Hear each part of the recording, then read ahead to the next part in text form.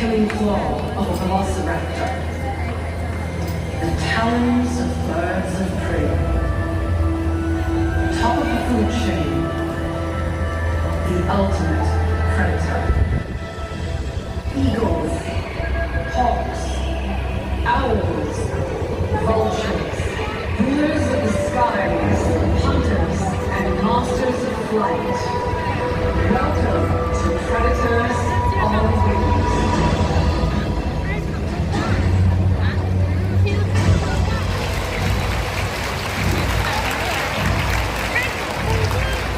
Thank you. Hello. Very good afternoon to you, ladies and gentlemen, boys and girls. So how's everyone doing today? Doing good? Come on, you can do much better. So many of you out here. Let's hear this one more time. How's everyone doing today? Doing good? Excellent, much better. By the way, my name is Chandra, and I am a reptile ranger. My buddy Shama and I are passionate about understanding and protecting birds of prey. And as raptor rangers, we conduct rescue and release efforts. We also help to take care of the birds here. And today, we are going to introduce to you some of our favorite predators on wings. And to start off with, ladies and gentlemen, you will get a call. Very familiar call, by the way. Yes, indeed, Chandra. That's a call of a white-bellied sea eagle, the largest bird of prey you can find right here in Singapore. And on a personal note, that is actually one of my favorites, Chandra. Well, there's another bird that I really like that you can commonly find right here in Singapore, and that would be the Brahminy Kite. So everyone, let's welcome Rado! Okay, folks, watch this. Oh, that was pretty impressive, very agile. Want to see that one more time? Okay, come back tomorrow. I'll just go to Right, here it comes. There you go, well done, well done. So ladies and gentlemen, Brahminy kites like Rado are extremely agile and maneuverable in flight, alright? And these birds can be commonly found right here in Singapore, especially right here in Malay as well. So when you're walking around the parks in Malay, you might come across some wild Brahminy kites in the sky. And this would be a good way to identify them. On your left is the White-bellied Sea Eagle, and on the right is the Brahminy kite. And it's easy to spot the differences between these two birds. Size is obvious, but there is also the coloration and even the shape of their wings. For example, the White-bellied Sea Eagle has a V-shaped wing with a wedge-shaped tail. For the Brahminy kite, they're mainly brownish in color, they have M-shaped wings with a U-shaped tail. Well, ladies and gentlemen, talking about raptors, each year about 2 million raptors migrate during the winter from their breeding grounds in Europe and Asia, flying to as far as Africa. It is a perilous journey, and thousands never make it to their destination.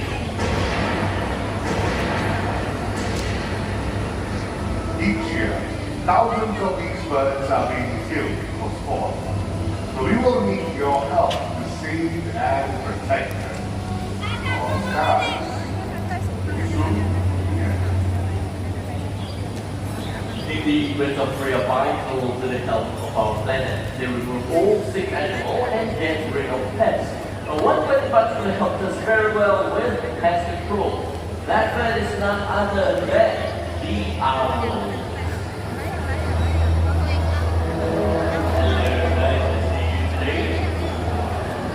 Everyone, I would like you to meet a glimpse of Malay fish owl, another local species found right here in Singapore. And the rodents that these birds hunt for never hear them coming, because owls are masters of silent flight. Well, talking about silent flight, we've got one more owl waiting patiently right out there. So ladies and gentlemen, please remain seated. Sliding all the way down. Alright, okay, so who do we have here? We've got Latte. Latte is also a Malay green owl.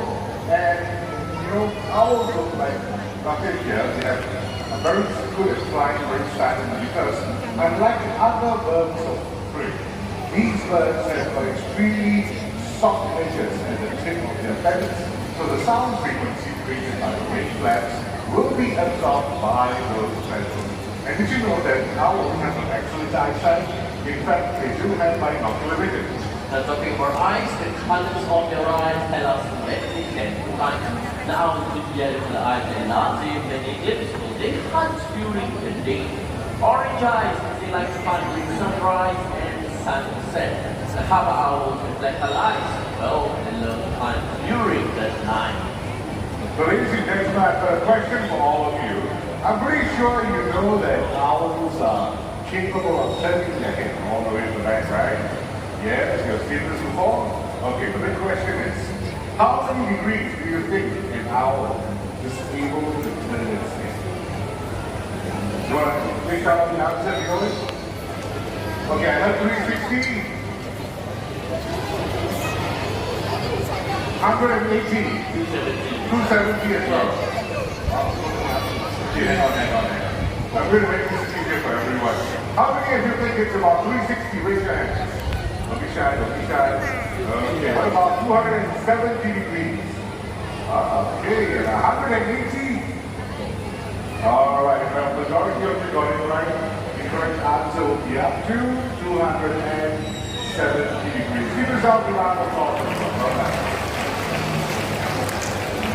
So 360 not possible, that is a full circle and the full hour might spring its neck, right? We don't want that happening. Only up to 270 degrees. Is that right? Yes, you agree as well. Okay. It's time for the owls to hit back home. Let's give them another big round of applause. Thank you.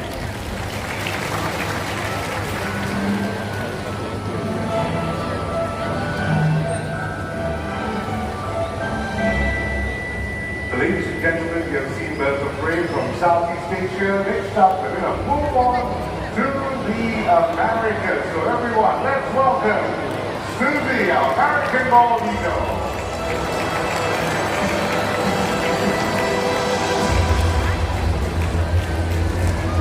Well, Susie has been with us for almost 27 years. Yeah, she's about 32 years old this year. Surrendered by the presentation and she's retired by the way. Now being a very powerful female eagle with strong, and powerful talents make her an unmatched hunter. That's right, in zoos of a park like this, animals tend to live a lot longer than they usually do in the wild, which means they will retire after working with us for many years. That's right, it's talking about retirement. Well, Shawal, Yes. how long do you think they live in captivity? Oh, for the bald eagles? Yes? Well, about more than 35 years. More than 35 to 40 years. That's right. So that's a pretty long time. And when they retire, you might be wondering, where do they go to after retiring? Well, we have a special retirement aviary built just for them. Now, this aviary has got high and low perches, various substrates as well to accommodate all our retirees. So it's a mixed species aviary, by the way. We've got vultures inside, also got kites inside, and they all live happily together. Okay? And of course, the older we get, sometimes we can get some ailments as well, right? Well, Susie back there has got cataract on her left eye. So she needs a daily dosage of eye drops.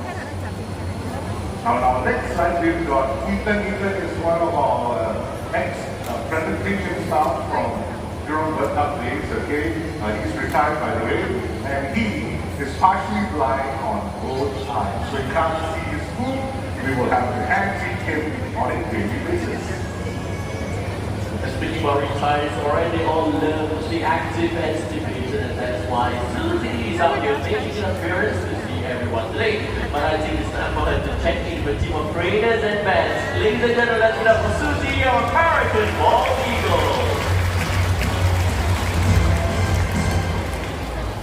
So, ladies and gentlemen, earlier on you saw our owls, right? And owls are considered to be nature's clean-up crew. Well, not clean-up crew, pest control. That's right. Now we're going to move on to nature's clean-up crew. And when I mention clean-up crew, what type of a bird will bring up to your mind? Not too sure? Keep your name. Starts with the letter B. Oh, say louder, please. Vulture, very good. You know what? Vultures are widely misunderstood birds of prey. When we watch TV, they usually put Turkey Vultures is evil birds, soaring high up in the sky. And then there's this ominous music in the background with the sense of the impending doom. Well, we are here to tell all of you the real story. The vultures are nature's clean up crew, and they use calling for air, fly, and fly as they search for the animals, using their sense of sight and smell. The vultures help to prevent the spread of contagious diseases. So ladies and gentlemen, let's meet the very first vulture identification. Zina, Turkey Vulture! Turkey vultures can be found in the Americas and they are pretty abundant in the wild. Close to about 10 million of them. Now these birds have an excellent sense of smell. They're able to pick up the stench of rotting meat from miles away. And that means if there is a dead animal, Turkey vulture is the first one on the scene. And other vultures will follow suit to do the hard work of ripping apart the top hide of the dead animal. And here's an interesting fact about the turkey vulture. These birds have got extremely acidic stomach acid, right? The stomach acid is acidic as carbon with almost 0 pH level. So you can imagine how powerful their digestive system is. So they can eat rotting food, they will not get diarrhea at all. Alright? Okay, it's time for Zina to head back. So let's give another round of applause. Folks, thank you.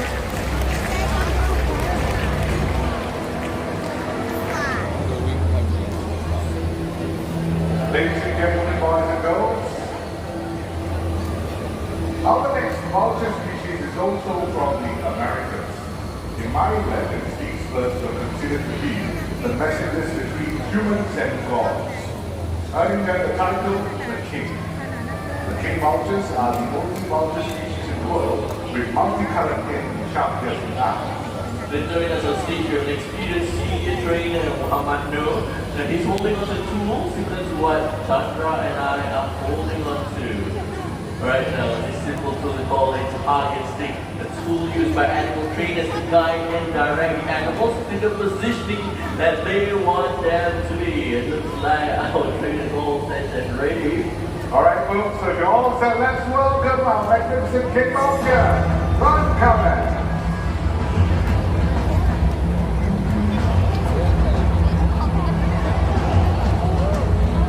Soaring high at altitudes of up to 8,000 feet, the king vulture reigns over other vultures in the sky.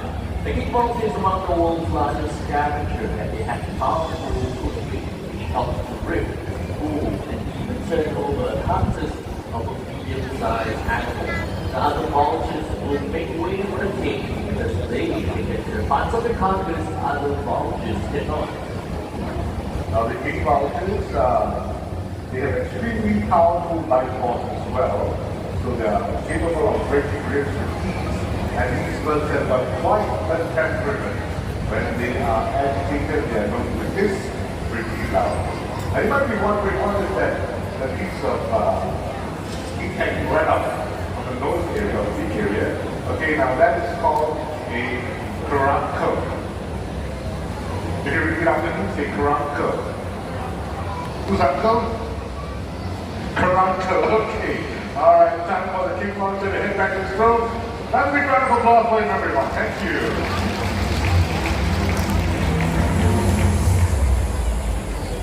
Alright, folks, all eyes on the big screen right now. Take a look at the scene. This looks like a chaotic scene. Lots of vultures, other scavengers as well. Please take on a huge carcass. Time to reduce it to bones. This looks like a disorganized Let's not forget that our vultures are social species and they respect the place in which and in order. So when vultures gather, everything is in protocol. That's right. So let's meet the very first vulture to the meal of African white-bellied vulture. So ladies and gentlemen, I don't want all of you to get confused. If you're wondering which is the vulture, it's the larger one. Okay? These two are our local miners. They're nesting right up there. Okay? Right up there. They'll make back food home for their kids. Okay, so I think they also want to be involved in the presentation. In fact, the audition for it. All right, back to the vulture. The African white-bellied vulture can be found in Africa, and they are pretty aggressive creatures. About 200 to 300 of them are capable of stripping down a huge carcass as large as this one, right over here. Now, go. Please. Within 20 to 30 minutes, that's how fast we are. That's right, now moving on to the ligaments and hide of the animal, enter this is Darius vulture. The heavyweight from Europe. Now, unlike other vultures, these birds are solitary, except when they mate and have chicks. And they prefer to feed on a carcass in a smaller group. Now, our male right back there has a strong gripping beak. Sharp talons and hook beak, which helps to rip apart the tongue of the animal eating chunks of flesh. Oh, look at that. The medicine gallop there. All right, folks, so we have two more scavengers to showcase to everyone. But before they make their way out, a gentle reminder, please remain seated, do not stand. Please remain seated at all times, all right? So if you're all set, let's welcome the Marabou Song.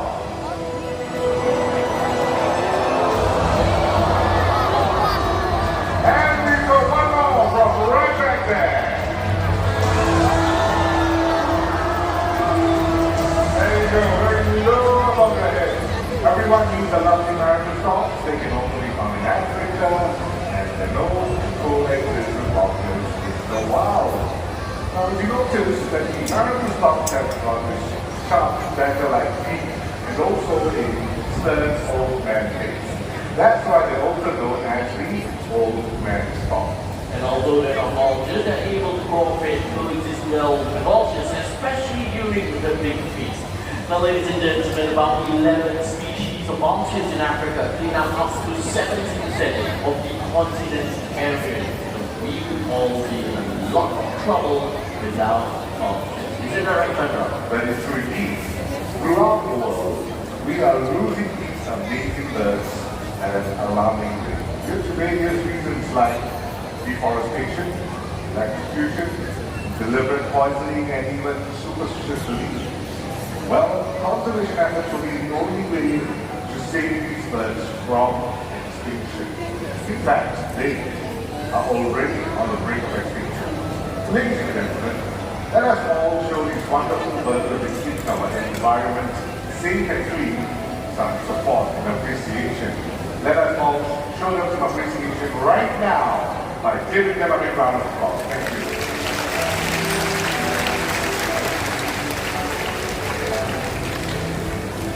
Well, today we met raptors and scavengers, these kings of the skies and walkers of our earth, are a part of our ecosystem, part of our planet. And if we lose them, we lose a part of our planet. Thank you so much everyone for joining us this afternoon. And as we said that, let us all learn to live in harmony with all predators on the way.